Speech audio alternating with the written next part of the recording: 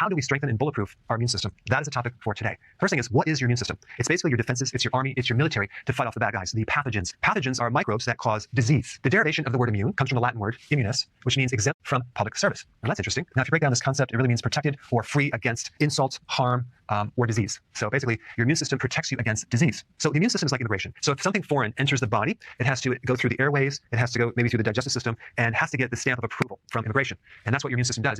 It's constantly scanning to see if you are a foreign entity that could cause harm, or if you're part of the body. And once it tags you as a foreign thing that could threaten the body, it will automatically send in the defenses. And that's what we're going to cover next. There are three main barriers for the immune system. You have the skin.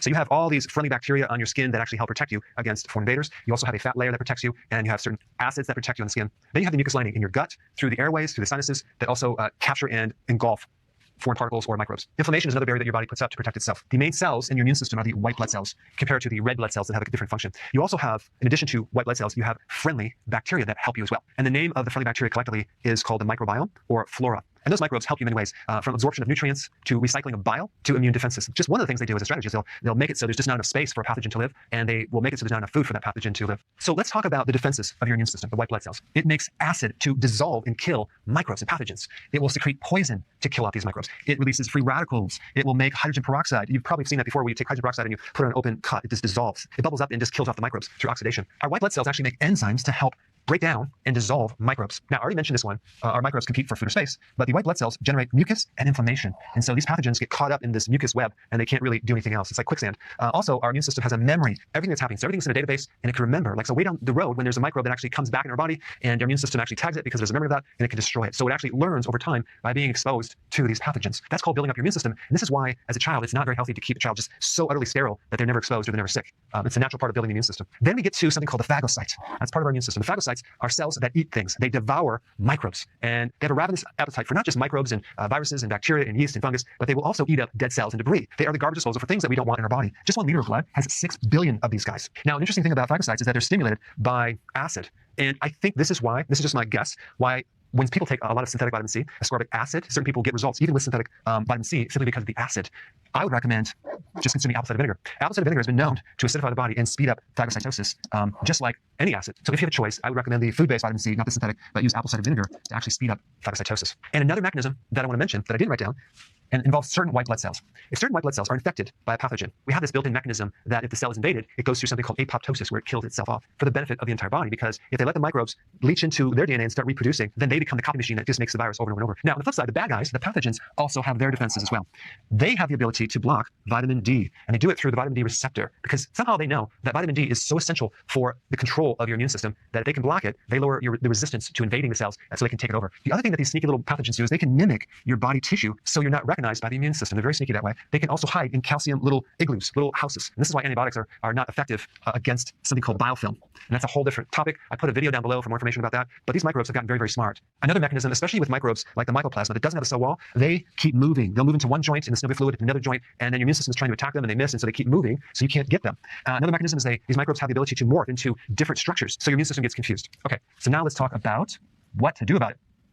There's two things. You have things that weaken the immune system, and you have things that strengthen the immune system. Now, as far as what weakens the immune system, low nutrient foods. Going on a diet that creates nutritional deficiencies. If you take the pandemic, the Spanish flu that occurred in 1918, and you take a look at what happened just before this pandemic, the spread of this virus all over the world that killed 50 to 100 million people. What occurred right before that is World War I.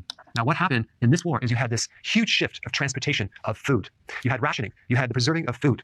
A lot of soldiers were given things like canned corned beef. Some foods had dog food. There just wasn't a lot of fresh vegetables and food. So when you do that over a period of time, you weaken the immune system, especially if you put someone under a stressful state, like being in a war. That is going to set the person up for a susceptibility to having a virus invading their body. So when you're low in vitamins, trace minerals, amino acids, and fatty acids especially, you are more susceptible to getting sick because of the fact that the nutrient defense mechanism is dependent on these nutrients. Just think about a virus, for example. A virus can't do anything to you. It's not alive unless it invades the cell wall and goes right into your DNA and starts to turn that thing into a copy machine while it hijacks the life force from that cell. Now think about what I just said. It has to invade the cell wall, okay? That cell wall is two layers of fat. It's a bilipid layer of fat, okay? So this is another reason why essential fatty acids are vital to protect your cells. You don't want to go on a low-fat diet when you're run down or sick. So fat and cholesterol, by the way, is very important in a healthy immune system. Cholesterol is an essential building block for certain hormones, like cortisol, for example. Cortisol is really important in your immune system. So if cortisol does not have its building blocks, cholesterol, it can't be formed correctly. And then you have stress. This is probably equivalent to nutrient deficiencies. In fact, in practice, I don't remember one case that came in that had some sickness that didn't have some stress event occur right before it. So stress is a very key factor,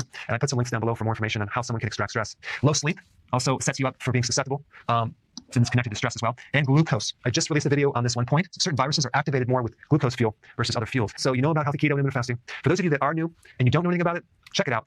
I put a link down below of the exact diet that you need to be on to have a very strong immune system. But now let's talk about what nutrients are really vital in keeping your immune system bulletproof.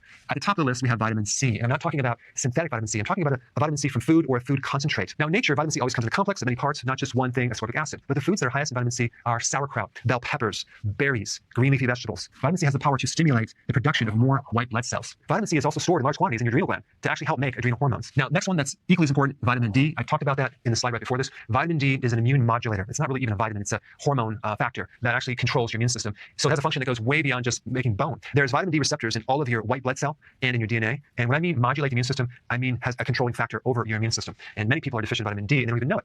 But it supports the T cells, okay, which are made by the thymus gland, which is like a training camp for white blood cells. It also protects against pathogens. And it actually makes these two different things that have the capacity to kill microbes very potently. So vitamin D does a lot of different things for your immune system. Next one on the list that's very important is vitamin A, okay?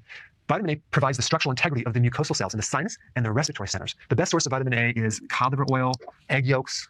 Butter is a good one because it's a fat-soluble vitamin. And by the way, vitamin D is very hard to get from food, so the sun would be probably the best source or as a supplement. Zinc is the most important trace mineral for the immune system. It actually can increase T cells, and it does a lot of other things for the immune system, but a lot of people are deficient in zinc. But zinc is very protective against viruses. Garlic is, hands down, ranks #1 in potency for killing off viruses, bacteria, yeast, fungus, mold. It's very, very potent. Next one is colloidal silver, which is basically silver particles in water. It's been around for a long time. It starves off the oxygen supply to certain microbes, so it's very potent. Some people use it as a nasal rinse, and it works really good, but this is a very potent antiviral as well. And then olive leaf. Olive leaf has been studied extensively. I put some links down below for more information on that, but this is great as an antiviral and to actually protect the immune system. There's a lot of other things that can protect the immune system, but from my viewpoint, these are the most powerful. Hey guys, well, thanks for watching. I know I gave you a lot to take in, but if you haven't seen this video on stress, check it out. I think you'll find it fascinating.